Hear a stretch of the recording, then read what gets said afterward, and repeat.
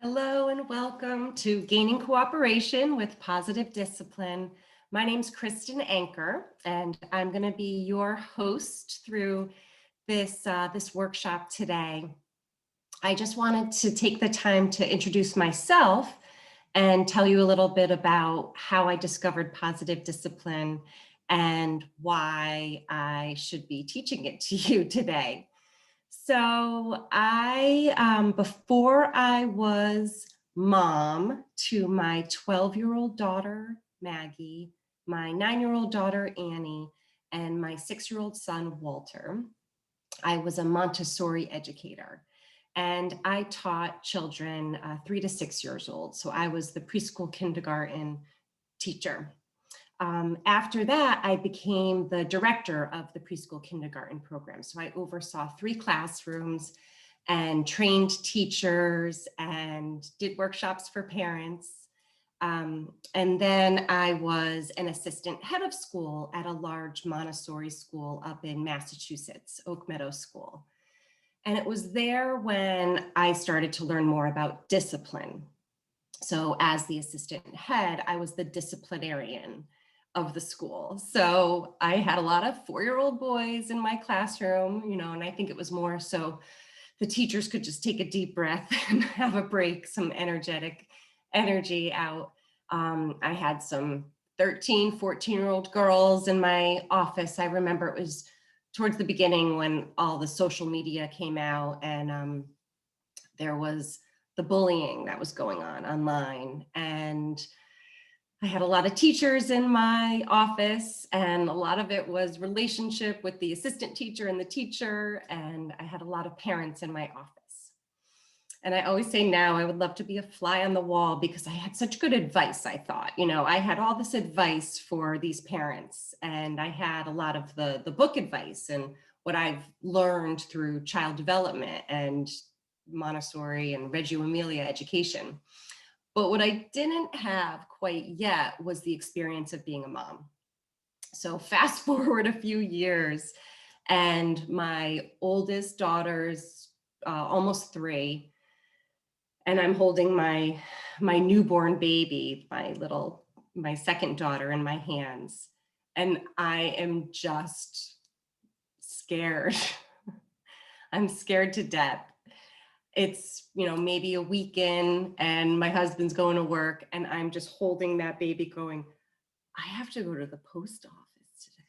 Like, how can I have this baby and this wild child with me to go run this small little errand? And I think nothing can prepare you for parenthood until you're in it. And I learned a lot. It was then when I had started my consulting business and I was working with a school doing some workshops for them. And I was talking to the head of school and I shared with her some of my challenges. I said, this is really hard. I thought I was going to have this perfect child. I thought she was going to do what I told her to do. And it was far from that. She was very strong-willed, did not want to get in the car seat when I wanted her to get in the car seat. We were always late to places. I just felt like a hot mess. And I knew I needed some guidance. And so talking to this head of school, she said, oh, have you ever heard of positive discipline? And I said, oh yeah, I saw Jane Nelson speak at a Montessori conference. So I brushed off my Positive Discipline for Preschoolers book and I read it and it really resonated with me. And a wise woman had told me, right when I was pregnant, oh, Kristen, you're going to read all this stuff and then you're going to read one thing online and then something else is going to be the exact opposite. It is confusing and it is very overwhelming. And I spent many years in overwhelm. And what she said is once you resonate with something, just stop reading and just, enjoy your children. And positive discipline really resonated with me and with Montessori, and the more research I do on it, the philosophy is based on the work of Alfred Adler and Rudolf Dreikurs. And Dreikurs and Montessori were not colleagues, but they were in the same time. So they knew of each other's work. And I think it blends very well. So enough about that. I started to learn and I never stopped. I became a trainer for teachers and a positive discipline trainer for parents, and I'm continuing to do the work right along with you. So much of what I talk about are things that I do with my kids. Some things came later out of necessity, and we'll just get started with it. I'm going to share my screen with you. I just wanted to introduce a little bit first, and I hope everybody can see my screen. And we're going to start a little slideshow on gaining cooperation with positive discipline. So let's start it from the beginning. There we go. Okay, so there's Walter there. And this is probably what we would all love to have, right? A happy child. Look, you just see the light in his eyes. A successful child. We would love for them to love learning. We would love for them to be respectful. And, you know, looks like this little guy probably has a good sense of humor and responsible and resilient. We're hoping we can all get through this time with resiliency. And this is what we hope and dream. We hope and dream all these things when we all, I'm sure, do. I know I do. But this is our day to day. You know, there's so much going on. There's so many responsibilities. There's, you know, and like I said before, it's nothing can prepare you for parenthood until you're in it. And you've got to just figure it out. And I feel like that's where some of the early overwhelm came to me. And I needed to just realize this is something new. I'm learning a new job. I'm learning new skills. So I really challenge parents to have that growth mindset of, hey, this is an opportunity to learn new skills, to learn about our children, to learn about ourselves. I've learned so much about myself the past few years being a parent, but know that it's challenging and know that we all are having our own challenges. And I'm sure there'll be times when you feel like, oh gosh, this is so hard. And then a few years later, you're like, oh my gosh, I wish I didn't realize how easy I had it. This is, you know, even more challenging. So we all are going through these challenges and we're all learning. And if we could think of this, you know, having this growth mindset of like, sometimes I'm going to make a mistake and these mistakes are just opportunities for learning. I've learned about some mindset shifts that I needed to make, and I'm going to share that with you. Some daily routines that I don't think I finally got down until I had my third child that really help, and effective communication. So using positive psychology skills on ourselves, using nonviolent communication with our kids, we can build connection. And when we have that connection, our children will cooperate with us. Our children will feel that sense of the internal locus of control. And they're gonna wanna be good when no one's looking. They're gonna wanna do the right thing for you. So a little bit about myself. I'm a parent empowerment specialist. I work with schools, I work with families, and I help new moms to gain confidence, to gain cooperation with their children, and to bring a little bit more peace and joy in their homes, to allow some of this time. To use effective communication in order for parenting partners to see eye to eye and get on the same page. A lot of times we're using skills that maybe were used on us. We sometimes parent from our emotions and our memories. And of course, there's, you know, I'm sure you've said, oh, I never want to be like my mom, or I never want to sound like that. And sometimes that comes out. And that's where we need to understand we're all coming from different backgrounds, different ways that we've grown up, and how we can work on that together. So that's a little bit about me, but what I would love to hear from you And this is where in the workshop, we would pause and just brainstorm some of the challenges that are going on. Write down the challenges that you're having right now. So either, pause this or take this time to write down some of the challenges that you're having right now, to put it in the chat if you'd like to share, because this is the time when you can build community around knowing that we're all, going through a lot of these challenges. When I do this workshop live and in schools, we brainstorm together. But these are usually a lot of the challenges that are up there. I only wrote a few, but I'm sure you can see these and realize, oh, okay, yep, bedtime hassles, sibling fighting, eating, they're not eating enough, they're eating too much, they're eating all the time. The snacking, I think that became an issue last spring. Power struggles, screen time usage, not listening, back talk, and the list goes on.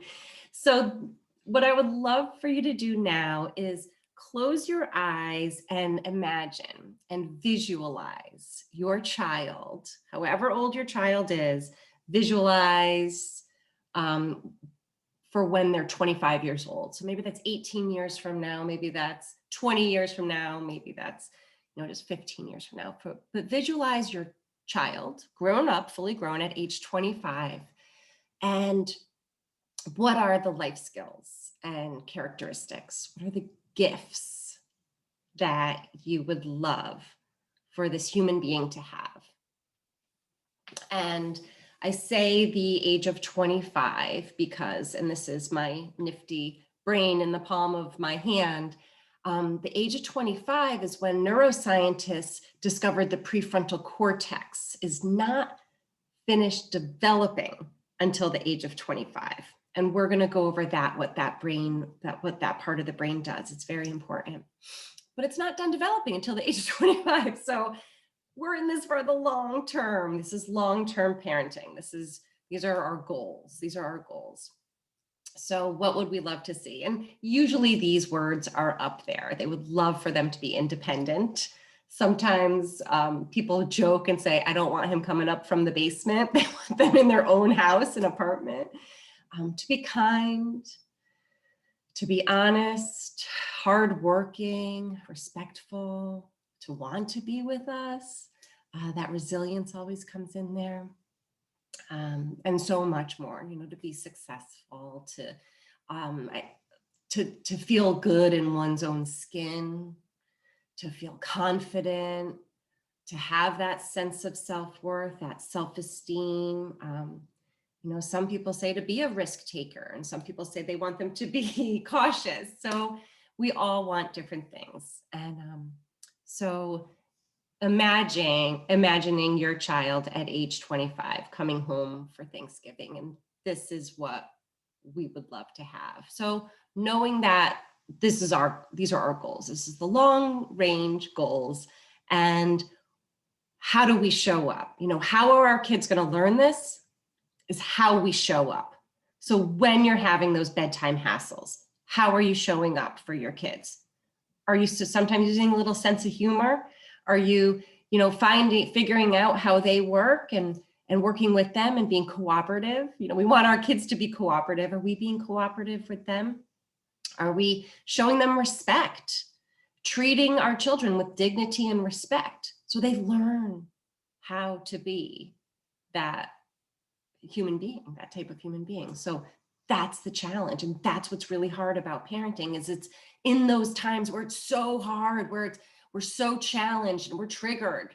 Can you regulate your own emotions to show up to be that type of person for your child? So I probably went on that a little bit more, but how are they going to learn these skills? And a lot of times parents realize, not until they have kids, is how we were raised affects us so much as parents. And what did we learn from our parents? And then I challenge some of my private clients enough, like, what can we change? How can we reparent our inner child that comes out? How can we reteach ourselves these skills and reparent ourselves first? So that's, again, the work. But there's 3 important relationships that we need to continuously bring attention and intention towards. And I think of it as this kind of equal triangular relationship between the parent, or when I do these workshops with teachers, the teacher, the child, and the environment. And those are the 3 things we need to constantly be focusing on, is ourselves first. We need to make sure we're okay. And I'm going to be talking about this in a minute. We need to look at our children. Are their needs being met? How are we preparing the environment for them? And it's not just the physical environment, it's the emotional environment as well. So first, we need to be looking closely at the relationship we have with ourselves, to give ourselves grace. I learned this past year, how to give ourselves grace and self-compassion, to give ourselves the time and space to live into this version of ourselves, if this is what we want, to be the best version of ourselves. We want to have the energy and the patience to raise our kids. And the only way to do this is to take radical self-care of yourself. So what that looks like looks different for everybody, but I can assure some, good rest and nutrition and breathing and air. I actually learned a lot about what we need for optimal well-being. And we'll continue to talk about that throughout the workshop, but what it takes, what you need to feel good. People do better when they feel better. So what do you need to feel good? And that's why it does look different for people, because people need different things.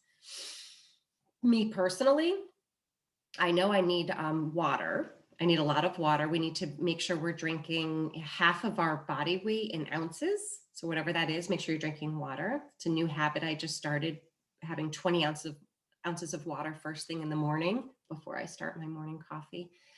Water, exercise. If I can't get that, exercise I have in, at least the walk, some type of movement. I need to practice breathing. I need to breathe fresh air. We need to be out in sunshine. There's a lot that we need, but those are, personally what I need. Meditation is something that really has helped me this past year, and being less reactive with my kids and my spouse. Meditation has helped that. So what do you need? Okay, so here's where we're going to learn a little bit about the brain. And what I said, I was going to do this handy brain model, and you can see the human brain right in front of you. So if you look at the back of the brain, that represents the, wait, I'm sorry, I'm going to start a little backwards a little bit. So open up your hand, if you take your right hand there in front of you, and look down from the palm down. And for the palm down, that basically represents your brain stem. And your brain stem is in charge of all those automatic bodily functions, your heart rate, your breathing, your brain stem. Then you put your thumb over the middle of your palm, and that represents the amygdala. And the amygdala is the midbrain. And the midbrain is where that major radar lives. The amygdala is in charge of the freeze, fight, flight response. The amygdala, they call this the reptilian brain. They call this the primitive brain. So this is where we keep those emotions and memories are stored, are here. So then we're going to close our fist, and then this is the brain. So then the back is the cortex, where all the senses come in, and those 5 senses. This front part is where all the thinking is happening. There's all these neurons and synapses is happening. And right at the front, if you look at your distal fingertips, that's the prefrontal cortex. And the prefrontal cortex is what's not finished developing until the age of 25. But this prefrontal cortex is in charge of so much. It's where all those executive functioning skills are happening. It's our judgment, morality. It's where what we call mind sight, where we can think about our thoughts. Dr. Daniel Siegel has created this model. It's based on our interpersonal relationships, our intrapersonal relationships, our idea of self-regulation. It's all here. It all happens here in the prefrontal cortex. One, it's not done developing till the age of 25, but what neuroscientists have discovered is here's two people looking at each other. The other thing that our brains do is they have these neurons, these mirror neurons, these monkey see, monkey do neurons. So if we're having a tough day and maybe we woke up too late, maybe we didn't get enough rest, maybe we're late going to work, we spilled coffee on ourselves, we walk in, our boss yells at us, something's happening, and we just do this. We literally our brain goes off and it flips its lid. So we flip its lid. And the neuroscientists saw that when we are like this, mirror neurons show that our children, our spouse, whoever we're like this with might do this as well, because you can read each other's emotions and your memories. So it's very important for us when we're like this, how do we get back down here? And it's called self-regulation. And this is a skill that we need to probably learn to do ourselves, figuring it out, and then teaching our children through role modeling how to self-regulate. And when I ask parents this, usually I ask them, what makes you feel better? Like when you're like, someone triggered you, you're like freaking out, what makes you feel better? And again, it might be different for everybody, but I would suggest taking a deep breath probably helps people. You take a deep breath. I've learned about this great acronym called STOP, S-T-O-P, and you S, stop what you're doing. T, take a deep breath. O, observe what's happening in your body. So you're going to feel sensations somewhere. It might be sensations in your chest. It might be in your gut. When you feel anxious and stressed and triggered and mad and angry and all those bad feelings, where do you feel it in your body? So observe that. And then the P is proceed with caution, or I've heard this acronym used by many people. And the P can be, being proactive and not reactive. Like, how can you respond to this situation? So that stop, you take a deep breath. I've learned a lot about box breathing in for 4, hold for 4, out for 4, pause for 4. Box breathing has saved me many times, I think this past year. But how can we self-regulate? Sometimes just taking a quick walk outside, take a couple deep breaths, have that drink of water, whatever you need to do to calm down before we help our children to calm down. And I talk a lot about positive timeout. And this is when I know a lot of people use time out as like a form of discipline, or they think it's discipline. But a punitive timeout, which is like a grounding or going to your room or go sit in that chair, or you go to your room and you think about what you just did. That punitive timeout doesn't always work. It doesn't really work. If we are looking at the long range goals, like remember those 2 lists, if we're looking at those life skills and characteristics, what's that teaching our kids? Not much. Same with like a spanking. What's that really teaching our kids? Not much, just that I have control over you. And that maybe they'll do that to their kid one day. But what we want to teach them are we want to teach them. So discipline through teaching. And first realizing that people do better when they feel better. So if they're like this too, if their brain is going like this, how we can help them, right now it looks like you're not ready to talk about it. I need to help you to feel better. What would you like, would you like to go to your peace area? And so I help my children to make a little area for themselves for self-regulation. So they pick all their favorite things to go in this little spot, and it's for self-regulation. Okay, so how are we going to foster these, the 3 R's at home? So this is respect, responsibility, and resilience. And this is the criteria for effective discipline. So these 5 things below are basically the 5 criteria for effective discipline. It's discipline that works. And like I said before, discipline that teaches. So the first idea is to understand, and this is something that Rudolf Dreikurs and Alfred Adler, 2 Viennese psychologists, studied in human beings, children more so, but also adults, that all human beings have this need for belonging and significance. Belonging and significance.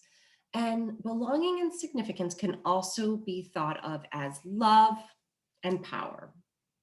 And if they don't feel that sense of belonging and significance, they're going to find a mistaken way to get it. So they realized there were these 4 mistaken goals.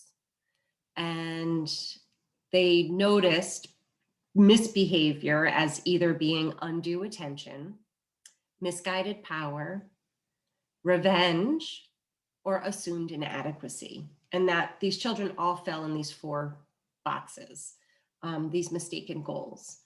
But really, our children just need to feel like they belong, like they're loved no matter what. They have this unconditional love from someone. And they need to feel like they have a little bit of power over their life. They have to feel this significance.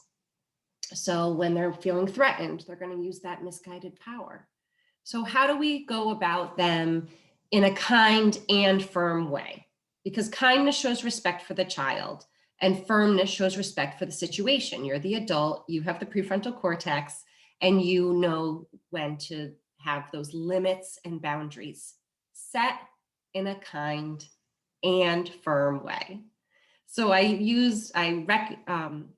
say and it's another thing that I challenge my parents to do is, can we change but to and? So whenever we're saying something to our kids, like, I know you want to play that video game, but it's time for dinner, like, but just change that one word to and it goes a long way, right? I know you want to still watch that video game, and it's time for dinner. I need your help. Would you like to peel the carrots or cut the potatoes for me? So I get my children involved in some of the food prep. So being kind and firm. It's hard. Long-term results. We've already talked about this. We're looking at that 25-year-old human being. We want to teach life skills and characteristics, social and life skills. We teach these skills through role modeling. We teach these skills with the experiences that our children are involved in. Our teachers are teaching them these skills too. And the last one is to develop autonomy. And this is our goal. We want an independent child. And this is where the Montessori in the home piece comes in, because I help parents to create an environment in the home that's child accessible. The child knows where their bowls are, where their plates are, where the silverware is. They're involved. They feel significant. They have power. They have choice. They also get included in the, keeping up, the tidying of the environment, the cleaning of the environment. It's all about developing autonomy. which really, I think all 5 of these things really build that resiliency.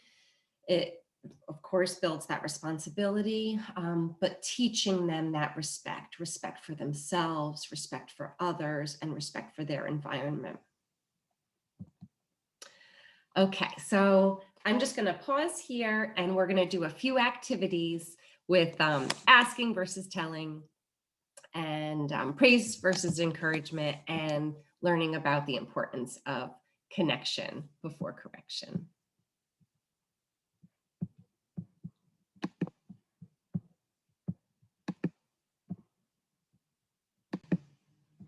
Okay, so one of the things that I love most about facilitating positive discipline workshops is the experiential learning that happens. So I'm trained as a facilitator to allow you to experience and think about what are you thinking and feeling and deciding when you hear certain communication, or, you know, when I put scenarios in place, and you get a feeling of what your child feels like. And so you're able to role play and understand better where your child might be coming from. So I am going to be doing an experiential lesson with you. And this is going to teach us something. So how many times are we constantly telling our children what to do, how to do it, when to do it, and you better hurry up and, you know, do it on time? And sometimes we have to, sometimes we have to tell our kids what to do. But I am going to take you through a little experiential lesson where you can hear the difference of telling versus asking. So we're going to do this in 2 rounds. So I want you to pretend like you're your child and hear the statements that I'm saying to you. Go brush your teeth. Don't forget your coat. Go to bed. Do your homework. Stop fighting with your brother. Put your dishes in the dishwasher. Hurry up and get dressed or you'll miss the bus. Stop whining. Pick up your toys. Okay, so that's the end of round 1. And just kind of get a gut feeling of like, what were you thinking when I was saying those things? What were you feeling? And then what were you deciding to do? What was going to be your next action? Okay, so now we're going to do round 2. What do you need to do so your teeth won't feel all fuzzy? What are you taking so you won't be cold outside? What's next on your bedtime routine chart? What's your plan for doing your homework? How can you and your brother solve this problem? What did we decide about what to do with our dishes when we're all done eating? What do you need to do so you can catch the bus on time? What words can you use so I can hear you? What is your responsibility when you are finished playing with your toys? Okay, so that's the end of round 2. So what are you thinking and feeling and deciding? It's a quick, it's a shift in our, using a what or a how question. So just catch yourself next time. Like next time you're telling your kids what to do or how to do it, see if you can ask. And I actually only recommend this for basically children ages 4 and older. Children ages, 3.5, 4 and younger are going to need more of a routine of this is what we do. This is how we do it. And they really need you to be that like captain of the ship and you're guiding them. Jacket on. So there's times when I do tell my kids what to do, but when you can use a what or a how question, it gets your child to think for themselves. It builds that autonomy, helping them to be responsible for themselves. And just by thinking, what do I need on my feet before I go outside? Oh, I need my socks and shoes. They're thinking, so they're not going to push back and say no, because it's actually, you're not giving them the choice. You're asking them that question. So I love that activity. Okay, so now we're going to do another activity. And there's going to be 2 rounds to this activity as well. And this is actually a pretty feel-good activity, but we're going to do the first round, get into your idea, what you're thinking, feeling, and deciding, then we'll do the second round. So you're such a good girl. Good job. I like what you did.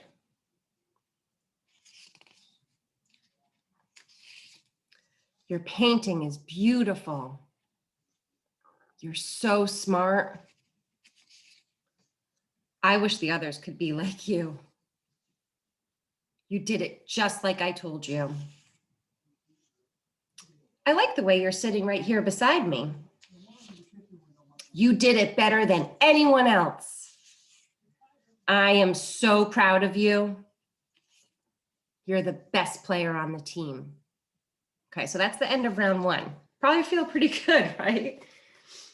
So there'll be a slight difference in round two, but I want you to see in your gut feeling of what you're thinking, feeling, and deciding now when I say these statements. You figured it out for yourself. It took courage to stand up for yourself like that. Thanks for helping me. It made my day easier. Can you tell me about your painting? What colors did you use? Look how far you've come. You can do it. I believe you can do it. I love you no matter what. You can decide what's best for you. How do you feel about it? I have faith in you. I care about you. Okay, so what are you thinking and feeling and deciding during those statements? And that's the difference of praise versus encouragement.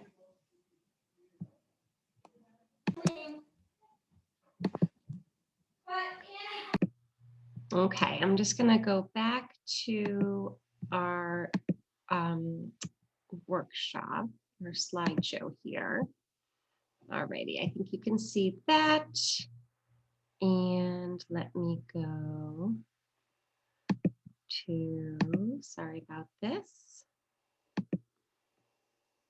Okay, so let's see. We started here and we just did the praise versus encouragement. And so I'm not saying that you shouldn't praise your kids because everybody loves a little praise. You probably felt really good after that first round. But what I am saying is maybe use it every once in a while. So praise could be thought of as like candy. You know, every once in a while it's okay, but what you really want to try to start using are words of encouragement. So it's not so much of what we say to our kids, it's then what they say to themselves. And I remember doing this workshop when it was in person with two people. And usually I praise one person and then I just use words of encouragement to another person. And I ask the parents, you know, would you like to switch spots with the other one? And usually the person who was feeling encouraged feels really good and they don't want to trade. And the person that was praised, they think, wow, you know, I have a lot to live up to. You know, my mom, you know, it was more what I was feeling and not what the child's feeling.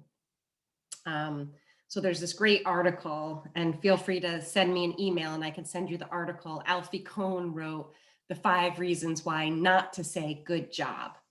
And this was something that was taught to me about 20 years ago when I was doing my Montessori training. And I thought, good job. Everyone likes to hear that, good job. But it's not that don't say good job. It's that there's so many other ways to say good job. Good job's kind of a blanket statement. So how can you encourage, praise the doer, you know, not the accomplishment. So praise the person and use those words of encouragement to have the child want to do more. And I know Carol Dweck did a lot of great research on this and with that growth mindset that I was talking about early on. So the whole idea is that we want to create connection before correction. So you want to find connection with your child. I would recommend getting down onto your child's level. I even say be only 2 feet apart, which is enough room for maybe you to reach out and have it touch a kind, gentle hand on their shoulder or something. Some parents might say something like, "Can you look at me? Look at my eyes." And that's what I usually say to my 6-year-old, "Look at my eyes." So he looks at me so I can tell him something and he can hear me. When we use when we are making this connection, a lot of times we could just be validating their feelings. And it's not that we're agreeing with their feelings. If they're maybe having a temper tantrum or they're, yelling about something, yeah, I hear you. You seem really angry. So you're validating their feelings. You're naming the feeling angry. You're feeling angry. And you wish your brother didn't break your Legos. And the Legos broke. What can you do to fix it? And use those what and how questions. So there's so many different tools all in one, but these are just a few of the tools that you can use to really to keep this connection. Another tool that I give parents to provide this connection, and it's a proactive way to solve a problem, and it's with special time. And special time is, as it is special, it's one-on-one time that you're having with one child. So for me, it's hard. I have 3 kids, 3 different ages. They're all in different developmental planes. But if I can spend even just 10 minutes of one-on-one time when I'm alone, they have my attention and they have my attitude. It's the, yeah, I want to do what you're doing. Show me what you're doing. Right now, my son's into Legos, and that's what he would love for me to do, is sit with him and watch him do Legos. He doesn't really need my help anymore, but maybe I can help to get some of the little pieces. I spent a little time earlier just jumping on the trampoline with him because he was doing remote learning all day. So it was really hard for him. So I knew if I took a little time out of my schedule, jumped on the trampoline with him for 15 minutes, did what he wanted to do, and just use these words of encouragement. And it was actually really amazing because different things came up. He felt good. So he was opening up to me and telling me about a few different things that happened to him in his life. But using that idea of connection before correction.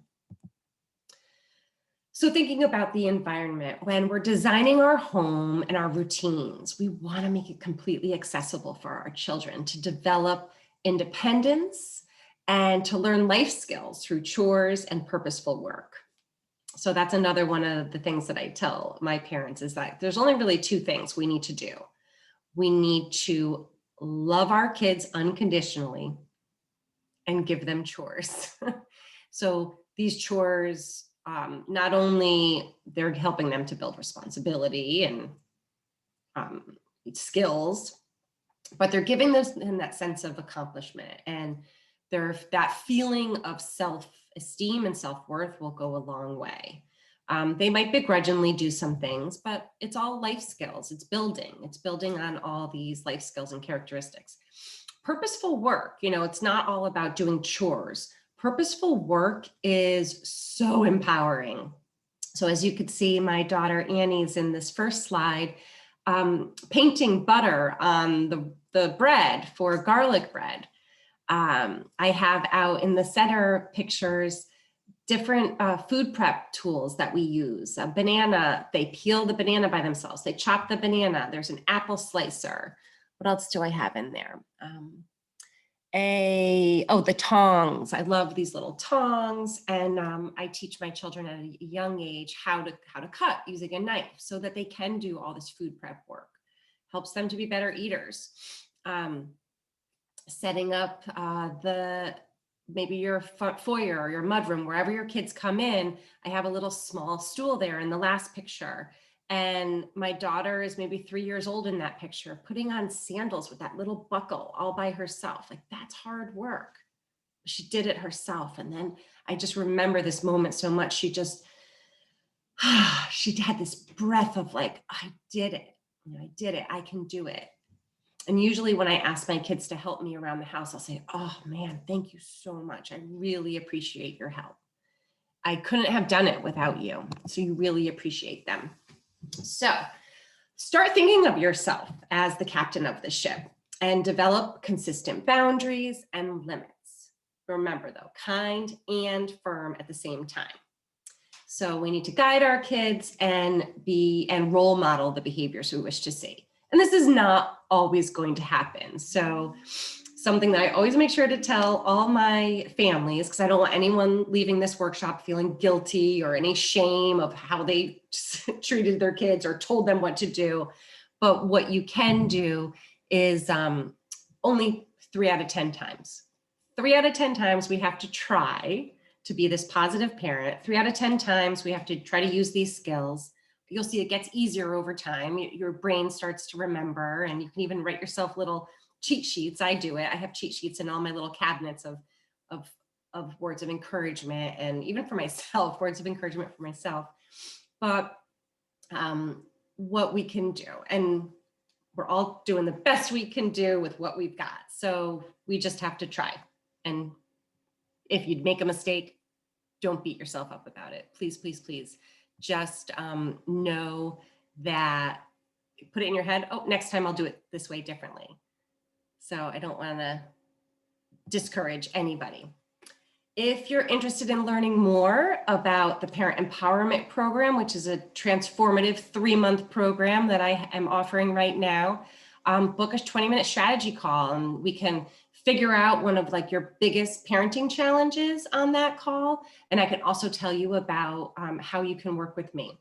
My website is there, kristenancker.com. I have a great little DIY course, a little do-it-yourself course that I made last year during the pandemic.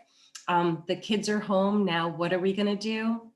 But it's a great short little mini series of all the best of positive discipline tools in a nice, succinct little program there.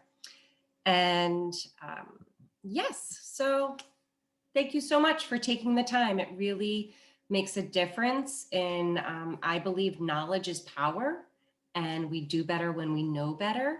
So I hope I gave you a few tools to start using right away to gain cooperation with your kids. But feel free to reach out if you would like any of those articles I talked about. Send me an email, and you can, I think right on my website, you can book a 20-minute strategy call. But if you can't, I can arrange one, and you can just send me an email. We can arrange one. But you are all doing an awesome job. That's all we can keep telling ourselves, and we're all doing the best we can. And I remember when I created, let's see, I'm going to stop the share here.